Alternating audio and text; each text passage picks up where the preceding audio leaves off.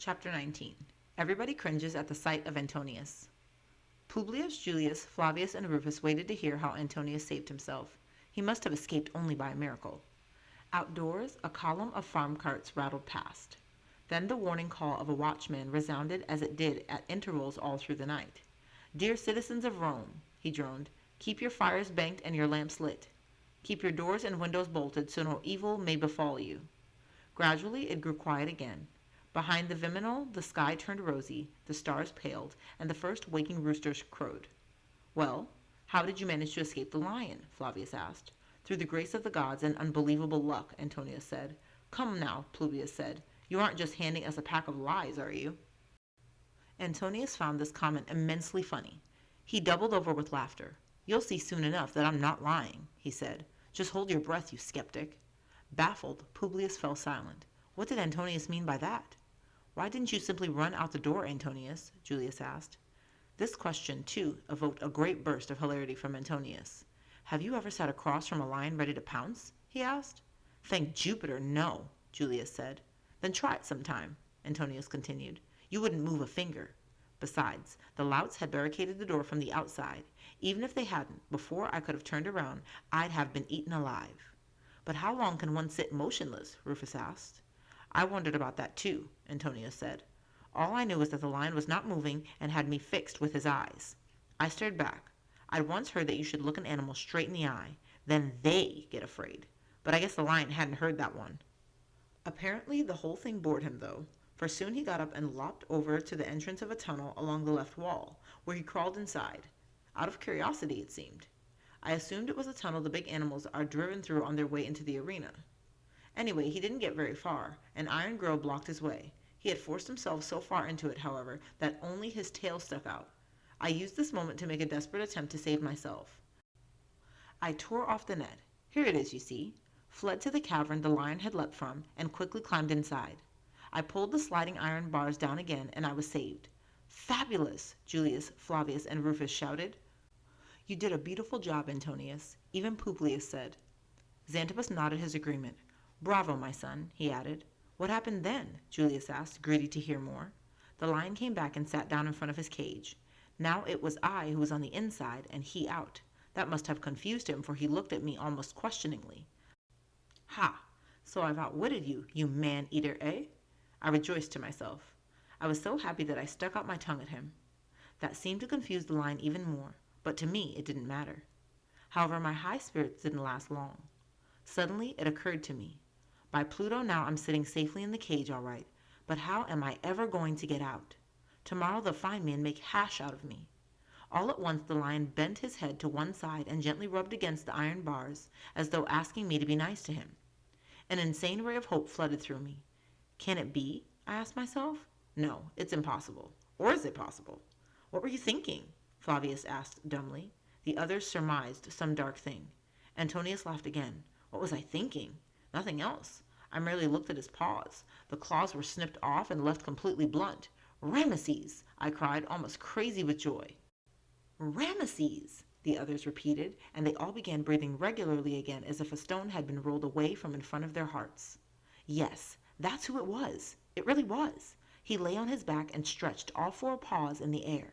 He always did that when I used to play with him in the garden of the Numidian prince. "Rameses!" I yelled, lifting up the bars and leaping down to his side. Overjoyed, I petted him, and he purred with pleasure. I think he was just as glad to see an old friend again as I was. "Rameses? Is that the lion you wanted to give me as a birthday gift?" Xanthippus asked. "Yes, Master Xanthos. Apparently my father had already sent him to the amphitheater." "Antonius, you were really blessed," Rufus said, with a beaming face. Xanthippus stroked his beard and smiled. "Here one can rightly say, he who was struck by lightning and not killed, he is holy. Please continue, Antonius." Rameses climbed up on his hind legs and placed his huge paws on my shoulders, collapsing me like a straw. "Poor Rameses," I said to comfort him. "I'm sorry, but I must get away from here as quickly as I can. I hope you understand, but I'll ask my father to come and get you." I picked up the net, ran to the door, and jiggled it, but in vain. I'd forgotten it was bolted. Still, it had wide cracks in it. I lifted the sword, pushed it between the cracks, there where the bolt was, and succeeded in pushing it aside. Then I carefully opened the door and looked first to the right and then to the left. Nobody was in sight. I ran down the hall and then suddenly had an idea. If I'm fast, maybe I can free Caius, I thought. Just then a door opened behind me with a crash, and I didn't even turn to see who it was, but made for the tunnel that led to the exit door. Unfortunately, I had to pass the gladiator's room again. The door was open, and a beam of light cut across the hallway. Oh, fates, that was a bad obstacle. I was going to steal by on tiptoe, and then it happened. My streak of luck reached its end, for two of the villains were standing in the doorway and saw me immediately. They gaped at me in astonishment. All at once they jumped back in horror and slammed the door with such force that plaster fell off the wall. Aha, I thought maliciously. They take me for my ghost returned from the underworld to take bloody revenge on them.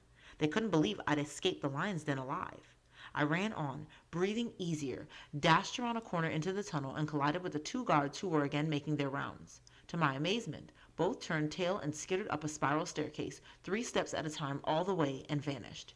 Eureka! My ghost scared them too, I thought. I can understand that. I would run away too if I met my ghost. Now there was just one obstacle remaining, and that was the sentinel at the door. When I'd come in, though, I'd simply dash past him, and that seemed to have exasperated him.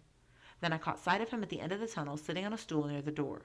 Suddenly, I got a bold idea. I'll sneak up to him, throw the net over his head, and shoot out the door. The net will make it hard for him to run after me.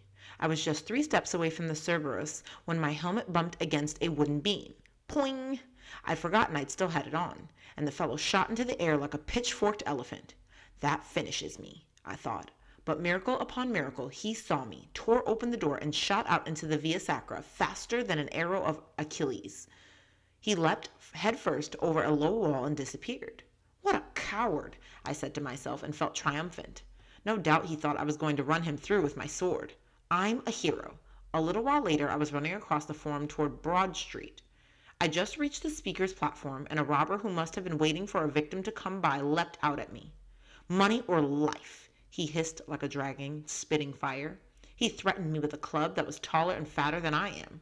I raised my sword in fear, trying to protect my face, and abruptly the robber pulled away, threw down his club, and tripping, crawled on all fours in a mad scramble to get under the platform. You miserable coward, I bawled after him. Just come out here if you dare. I'll show you. I was prouder than Mucius Scaevola after he'd slain the robber Cacus. I'm afraid I must remind you, Xanthippus interrupted, that it wasn't Mucius Scaevola, but Hercules who killed the robber Cacus. It could be, Antonius continued. At any rate, I was filled with pride. Still, I got away as fast as my legs would take me, just to make sure. And now here I am, 10 times escaped from death. Antonius beat himself on his breast armor like a victorious gladiator. Praise be Jupiter for smiling on you, Xanthippus said. I'm sorry for the poor lion, Flavius said. Antonius gave a wide grin. What do you mean, the poor lion? He's sitting here right outside the door. What? His friends shouted. They stared at the hanging, terrified. Xanthippus's eyes bulged. What's the lion doing in front of my door? He croaked. He's waiting for me, Antonius said. He was running behind me like a dog the whole time without my even knowing it. Then the people weren't scared of you, but of the lion, Julius said. You guessed it, Antonius replied, snorting with laughter. Nobody knew Ramesses was tame. That's also what the crash was when I was running down the hallway away from the den. Ramesses must have pushed open the door with his head in order to run after me. He was just as happy to get away from there as I was. May I let him in, Master Xanthos? Is it true he's harmless? Not only harmless, but also well-mannered. The only thing he can't stand is for somebody to lose his temper and yell at him. Antonius jumped up, ran over to the door hanging, and pushed it aside. Come here, Ramesses. You may come in now. At first, an enormous lion's head filled the doorframe. Help! Flavius squeaked, and he disappeared into Xanthippus's clothes closet. Then Ramesses appeared in his full majesty. He was a full-grown lion with a splendid dark brown mane. Julius, Rufus, and Publius froze in their tracks, stared at him. Xanthippus sat where he was with an iron stillness. Antonius gave Ramesses a pat on the head. Please sit down, he said. Hey, Publius, do you still believe I was handing you a pack of lies? Publius looked contrite. Ramesses sat down. Sitting, he came up to Antonius's forehead. Thank you, Antonius said to Ramesses, and threw himself back down on the easy chair. Ramesses went over to him and lay at his feet. Antonius stroked him affectionately behind the ear. Gradually, Julius, Rufus, and Publius relaxed. They cautiously ventured closer to Rameses and at last stroked him. "This is no lion. It's an overgrown lapdog," Publius said, grinning. "Rameses saved my life," Antonius said. "I'll never give him up again. Can he stay here tonight, Master Xanthos?" "By Zeus and Apollo," Xantippus moaned. "Are you out of your mind? Then I'll be sitting here not only with a slave around, but with a lion too." His students shouted with laughter. "I can't take Rameses with me to Claudia's, Master Xanthos," Antonius pleaded. "She would be afraid. She's just a girl, after all." "Claudia isn't afraid," Rufus interjected. "All right then, Antonios," Xantippus said with a sigh. "Let him stay here for now, but don't forget to pick him up. Before you go to Claudia's, take him into my garden and tie him with the heavy wash line hanging out there. Make sure you attach the rope to the strongest olive tree you can find." "Thank you, Master Xanthos," Antonius said happily. "Do you have anything for him to eat? He likes horse meat." "But I don't," Xantippus grumbled. Publius, Julius, and Rufus laughed wildly. "Quiet," Xantippus ordered them. "I do have a bit leg of mutton you can give to Rameses later outdoors." "Wonderful," Antonio shouted. "Roast mutton. That's his favorite dish." Now Xantippus laughed too. "Perhaps he'd like a jug of wine to go with his meal," he said. Flavius poked his head out of the closet. His friend's gay laughter had charmed him out, but at the sight of the huge lion he hesitated again. When Rufus sat astride Rameses' back and pulled him playfully by the ears, though, Flavius was sorry for having hidden at all. "I was only frightened because he's much bigger than I thought," he muttered. The others politely didn't say anything. They themselves had been scared enough. "Friends," Antonio shouted, "I'm jumping with joy already to think of what Mucius will say when he sees Rameses." Xantippus, however, was troubled. "By all the gods, where could Mucius be?" he said. The boys grew serious at once. "I can't understand why he isn't here yet," Antonio said. "I hope nothing's happened to him," Rufus added worriedly.